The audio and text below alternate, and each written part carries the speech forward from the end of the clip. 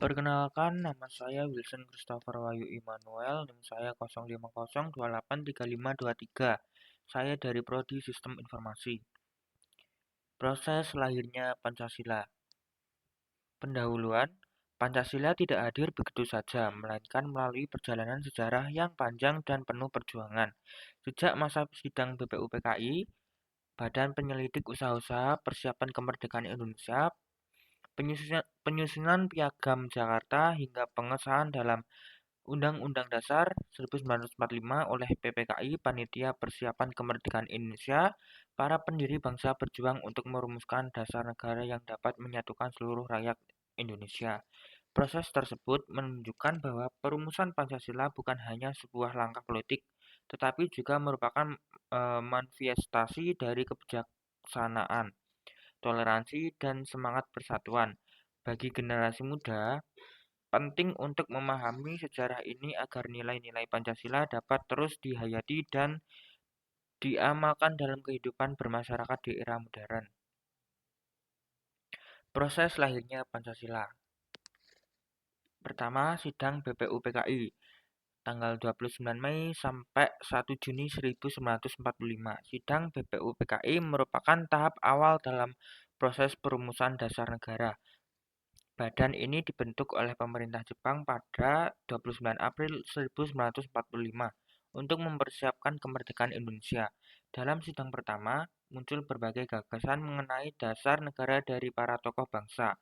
Salah satu momen penting terjadi pada 1 Juni 1945 ketika Insinyur Soekarno menyampaikan pidato bersejarah yang memperkenalkan istilah Pancasila.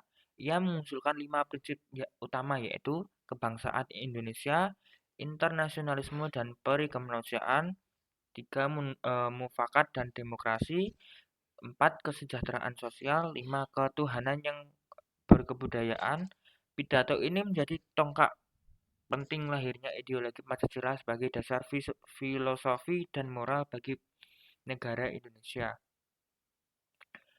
Kedua, Piagam Jakarta, 22 Juni 1945. Setelah sidang BPUPKI dibentuk, Panitia 9 yang terdiri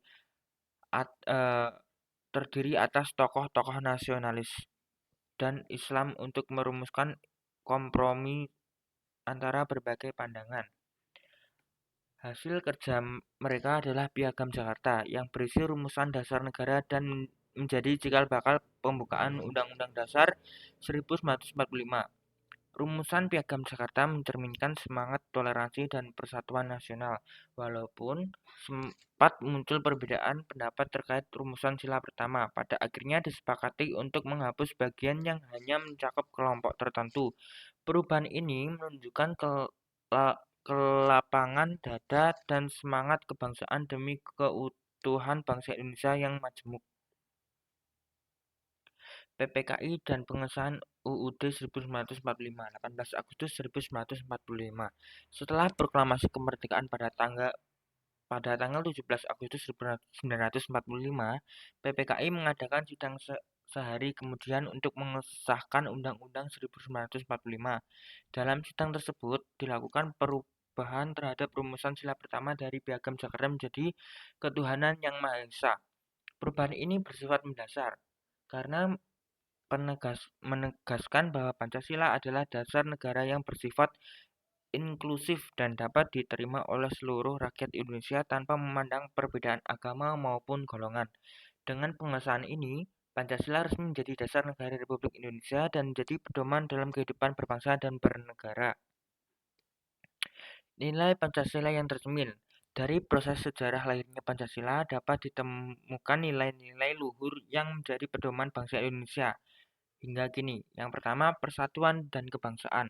Para pendiri bangsa mengutamakan persatuan di atas kepentingan kelompok demi menjaga keutuhan negara. Kedua, toleransi dan penghargaan terhadap perbedaan. Penghapusan kalimat tertentu dalam Piagam Jakarta menunjukkan sikap saling menghormati antar pemeluk agama. 3. Musyawarah dan demokrasi.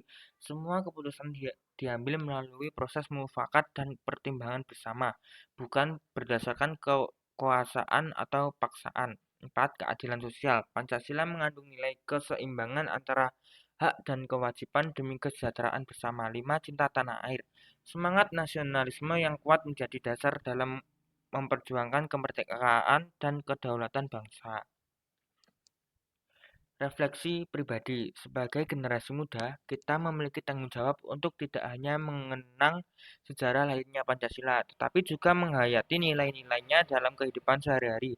Proses perumusan Pancasila mengajarkan bahwa persatuan dan toleransi adalah kekuatan terbesar bangsa Indonesia. Dalam konteks saat ini, ketika bangsa kita menghadapkan pada tantangan globalisasi, perbedaan pendapat, dan disinformasi digital, nilai-nilai Pancasila tetap relevan sebagai pedoman moral dan etika sosial. Kita perlu mendalami sikap dan para pendiri bangsa, bijak dalam menghadapi perbedaan, menjunjung tinggi musyawarah, dan selalu mengutamakan kepentingan bersama. Dengan demikian, Pancasila tidak hanya menjadi dasar negara di atas kertas, tapi benar-benar hidup dalam perilaku dan karakter generasi penerus bangsa. Penutup, proses lahirnya Pancasila merupakan simbol perjuangan dan kebijaksanaan para pendiri bangsa dalam mewujudkan cita-cita Indonesia merdeka. Nilai-nilai yang terkandung di dalamnya, persatuan, kemanusiaan, musyawarah, keadilan, dan keutuhan harus senantiasa dijaga dan diamalkan oleh setiap warga negara. Bagi generasi muda, memahami sejarah Pancasila berarti menanamkan kesadaran nasionalis dan tanggung jawab moral untuk menjaga keutuhan bangsa di tengah perubahan zaman. Pancasila bukan hanya dasar negara, tetapi juga kompas moral yang menuntun bangsa Indonesia menuju keadilan, persatuan, dan kemajuan. Sekian yang dapat saya sampaikan. Jika ada kurangnya, saya mohon maaf. Saya akhiri, selamat siang.